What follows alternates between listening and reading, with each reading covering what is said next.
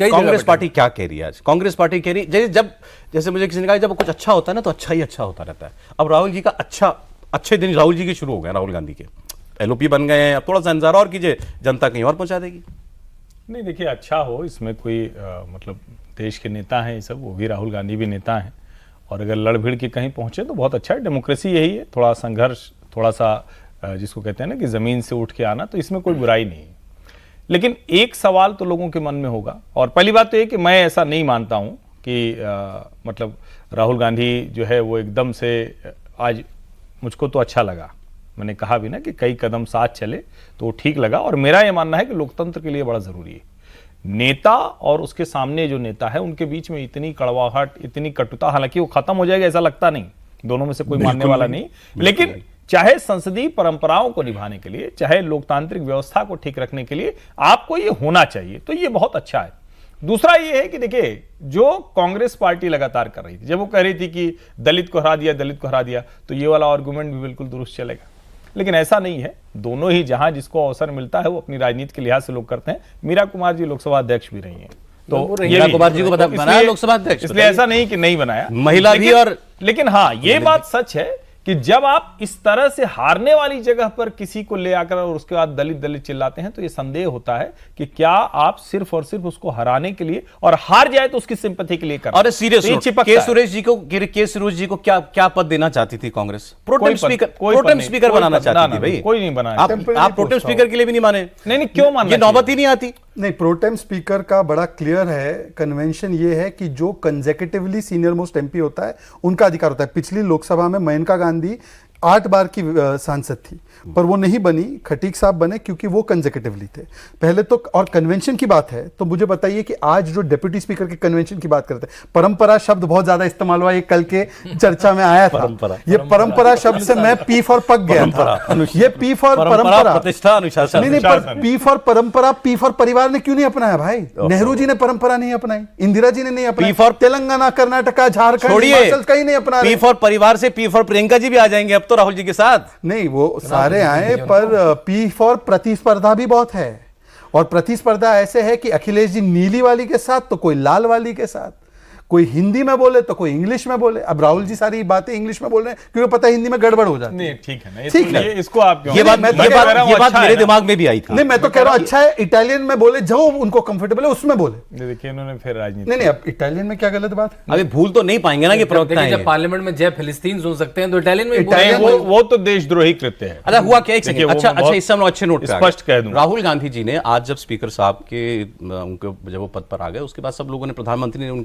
कुछ बोला, फिर राहुल जी ने एज लीडर ऑपोजिशन बोला, तो वो अंग्रेजी में बोले और अच्छा बोले। आप सुनिएगा, उसमें कैसा कुछ नहीं, इसलिए अच्छा बोले क्योंकि जिस भाषा में वो सोचते उस भाषा में बोले। यस, उनकी नेचुरल लैंग्वेज हिंदी नहीं, भारतीय भाषा उनकी नेचुरल लैंग्वेज नहीं है।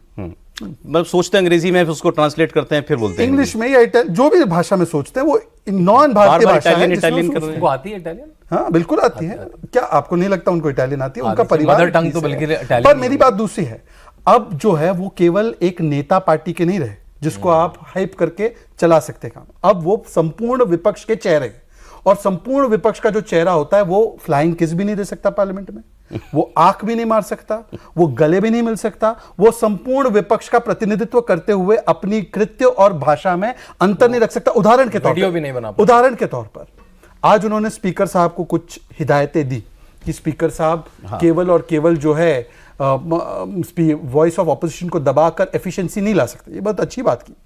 तो ये बात क्या तमिलनाडु में लागू होती है जहां पर नेता प्रतिपक्ष को हटा दिया गया, पूरे सस्पेंड कर दिया सेशन के लिए? अब आप दो दृश्य देखे, दर्शक देखे दो दृश्य। आज एक दृश्य वो कि नरेंद्र मोदी जी की जो छाती कम करने की बातें करता है, नरेंद्र मोदी जी ने उनको आगे बढ़ने दिया, बोला आप जाकर हाथ मिलाइए और उनको आसन तक ले जाइए। यह एलओपी के साथ एक व्यवहार केंद्र में, और तमिलनाडु के एलओपी के साथ केवल वो कलकुरुचि की बात रख रहे थे तो उनको पूरे सेशन के लिए सस्पेंड कर दिया। और जय संविधान कहां है? 140 सांसदों को किसने किया था सस्पेंड? नहीं, वो 140 सांसदों के रूल से हुआ था, वो बिल्कुल रूल से हुआ था। देखिए वो रूल से हुआ था, आप टेबल पे चढ़ जाएंगे, आप वेल में आ जाएंगे, पन्ने फाड़ेंगे, तो रूल उसका रूल है। कम से कम वो पार्टी इसके बारे में ना बोले जिसने पूरे संपूर्ण विपक्ष को जेल में डाल दिया था। मुलायम सिंह यादव, लालू जी, चरण सिंह जी को जेल में डालता। आज जब इमरजेंसी का रेजोल्यूशन आया तो मुझे बताया जाता है राहुल जी बार बार अखिलेश जी की ओर देख रहे थे, अखिलेश जी खड़े नहीं हुए उसका विरोध करने के लिए। कहां से आ गया अचानक रेजोल्यूशन, आज मुझे बताइए जरा। क्यों आज नहीं सब आ लोग रहा? जो है वो कल उसका सहमति, भारत परंपरा, की संसद समन्वय, आज 26 सब। जून नहीं, वो तो कल हो गया था ना। नहीं, वो तो कल प्राइम कौन सा मिनिस्टर ने वो जब पहली बार संसद में जा रहे थे तभी बोल दिया था। 11 साढ़े 11 के समय आप लोग emergency जानबूझ के आज वो रेजोल्यूशन लाया गया ना। मुझे एक बात बताइए कि क्या भारत की संसद जब 50 वर्ष पहले संसद और संविधान के खिलाफ सबसे बड़ा जुल्म किया गया, उसके ऊपर भारत की संसद रिफ्लेक्ट भी ना करे? आपका ये तर्क है क्या? नहीं, उस पर मैंने किसी ऑपोजिशन नेता की बात सुनी, वो कह रहे थे अच्छा आपने कहा कि नहीं, कांग्रेस क्या इमरजेंसी का सपोर्ट कर रही है? स्पीकर क्या? साहब ने क्या बोला कि पूरा सदन इसकी निंदा करता है। नहीं करना चाहिए। किया ना, तो अब किसी ने किसी को लगा होगा हम नहीं कर रहे निंदा, हमको खामखा अपने साथ में ले लिया। नहीं तो कांग्रेस पार्टी कह रही है कि हम इमरजेंसी के साथ है वो ना। कह रहे हम पहले माफी मांग चुके, इंदिरा जी कह चुकी हैं गलत, सवाल मैंने वो गलत नहीं किया है। था। आज 50 वर्ष हो रहे हैं जब इस घटना को, तो क्या हम लोग पार्लियामेंट को इस पर रिफ्लेक्ट करना चाहिए? पार्लियामेंट बहुत चीजों पर रिफ्लेक्ट करती है।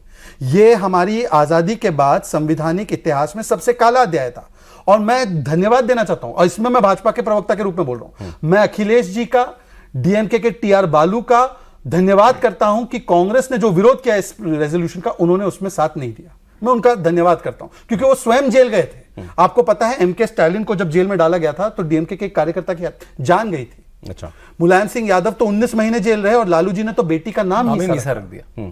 क्या मैं तो धन्यवाद उन सबके बच्चे आज पार्लियामेंट में, नहीं, अच्छी बात है। कांग्रेस उनके की इंदिरा परिवार- जी के पोते कांग्रेस के साथ है। और कांग्रेस और कांग्रेस के साथ कांग्रेस के साथ। वैसे गिराना चाहिए इंदिरा जी के पोते और मुलायम सिंह जी के बेटे, बहू, और इनके अलावा और किनका नाम लिया उन्होंने अभी? लालू जी लालू जी के के बच्चे, बच्चे, लालू जी के बच्चे, डीएमके के नेतागण, डीएमके के नेता सब हैं, और सब एक साथ हैं आज।